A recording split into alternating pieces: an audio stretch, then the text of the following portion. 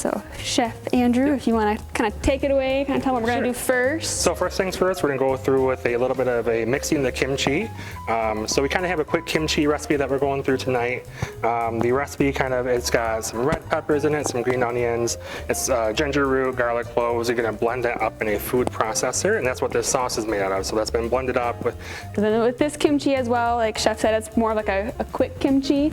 Traditionally, how kimchi you would kind of see it prepared is they would quarter the big Napa cabbage, and then they would individually lift up each leaf and spread the paste on it, and then put it in a jar to let it ferment. We're kind of doing what's called a mock kimchi, or that quick kimchi. So we're going to start with this. We're going to take our shredded cabbage here. We're going to put that into our big mixing bowl, okay? So after we got the cabbage in the bowl here, we're going to take about 2/3 of our kimchi sauce and put it right over the cabbage, okay? Again, about 2/3 of that sauce. Once your cabbage and your sauce has been mixed, we're going to take our jars. We're going to fill the jars with this mixed up kimchi. And kind of a fun fact about just kimchi and how they used to do this process.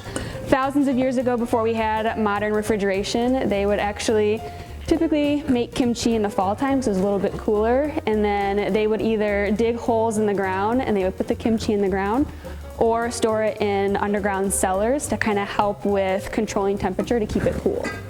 So the next thing we're going to do, we're going to dice up an onion. So take our knives, we're going to cut right down in half. So we want to keep that root intact on the end because it helps stabilize the onion, kind of keep us safe from cutting ourselves at the end of it. Okay, we'll cut that end off. Take that top layer right off. And you're make some slices right down this way. And use your knuckles as a guide for that knife so you can get those nice even cuts too. And I'm just gonna go ahead and smack my bowl. So after we have the onion diced, we're gonna take that onion and we're gonna put those dices in this bowl that we had the shredded cabbage in. Right. So after we got the onion diced and put into our bowl, we're gonna move on to our peeling of the carrot. Grab our carrots.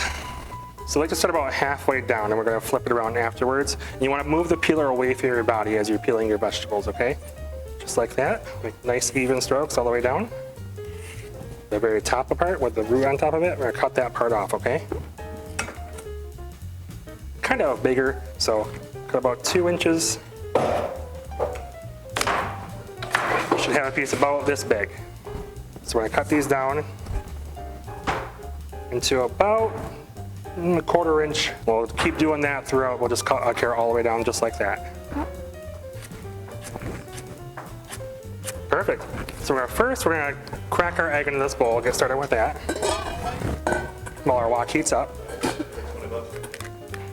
So once everyone has their egg cracked in their bowl, we'll take our whisk that's right in here.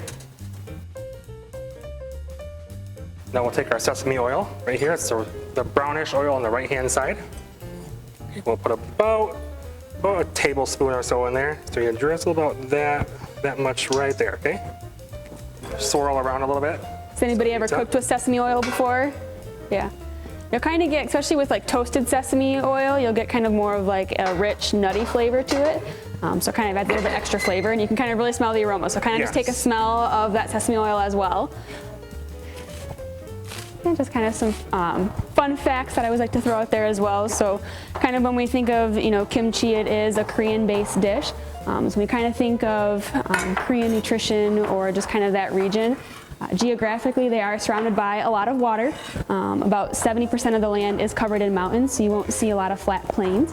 The Korean culture typically they consume lots of vegetables, so they get a lot of variety that way.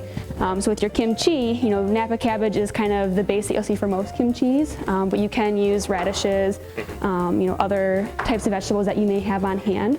Right. Okay. After that, we'll take our... You can take the bowl that the rice was in. Yep. You still have that one set aside somewhere. Okay, and we'll move our stir-fry rice and kimchi right into that bowl. You can use this one you're gonna wanna use your wooden spoon for, kind of move it right into there.